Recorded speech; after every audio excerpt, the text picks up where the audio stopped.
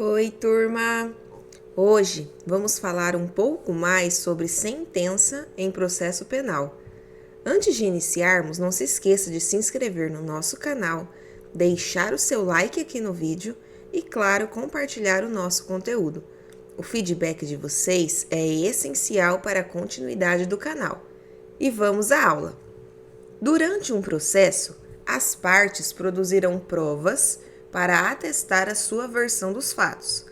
Após, caberá ao juiz analisar os elementos probatórios apresentados nos autos, para daí, enfim, decidir se considera o acusado culpado ou inocente. Essa decisão será externada através de uma sentença, onde o magistrado irá proferir um julgamento de mérito, podendo assim condenar ou absolver o réu. E quais são os elementos da sentença, ou seja, o que deve constar nesta decisão?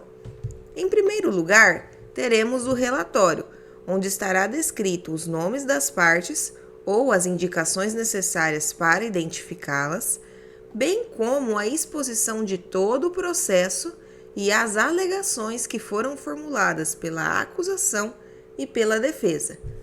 Após o relatório, o julgador irá formular a sua fundamentação, isto é, irá trazer as razões de sua decisão, indicando os motivos de fato e de direito, bem como os artigos de lei que o fizeram decidir por determinada tese. Mas, ao final, teremos o dispositivo, ou, em outras palavras, o desfecho da decisão, onde o magistrado irá concluir a sua fundamentação, ou seja, se condena ou se absolve o acusado. E, para fechar a sentença, temos a data e a assinatura do juiz. Quando uma decisão é absolutória, o magistrado julgará improcedente a denúncia oferecida pelo Ministério Público, devendo, para tanto, fundamentar a sua decisão em um dos incisos do artigo 386 do CPP. Vamos ao dispositivo. O juiz absolverá o réu, mencionando a causa na parte dispositiva, desde que reconheça: 1.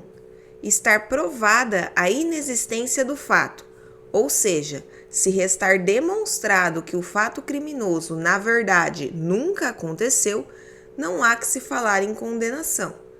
2.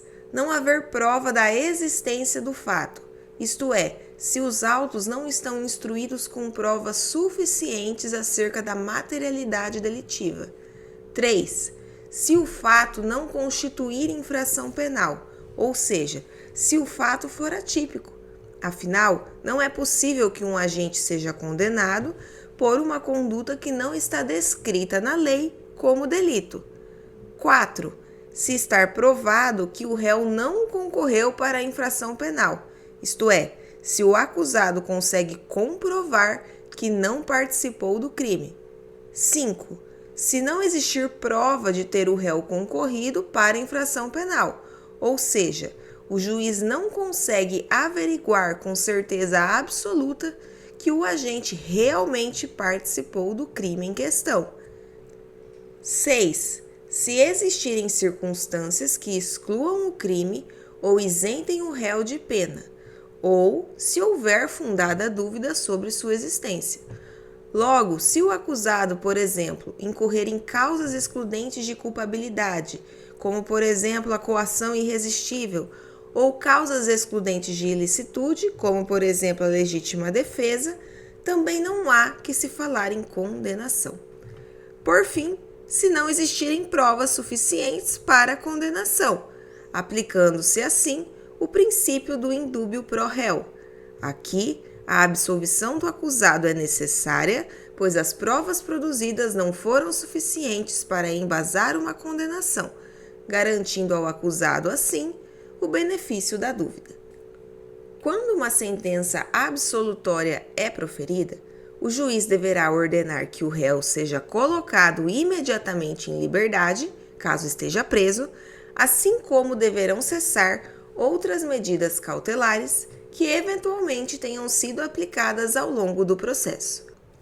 Por outro lado, se o juiz entende que o processo se encontra instruído com provas suficientes e robustas, as quais convergem para a certeza da autoria do crime, deverá condenar o réu.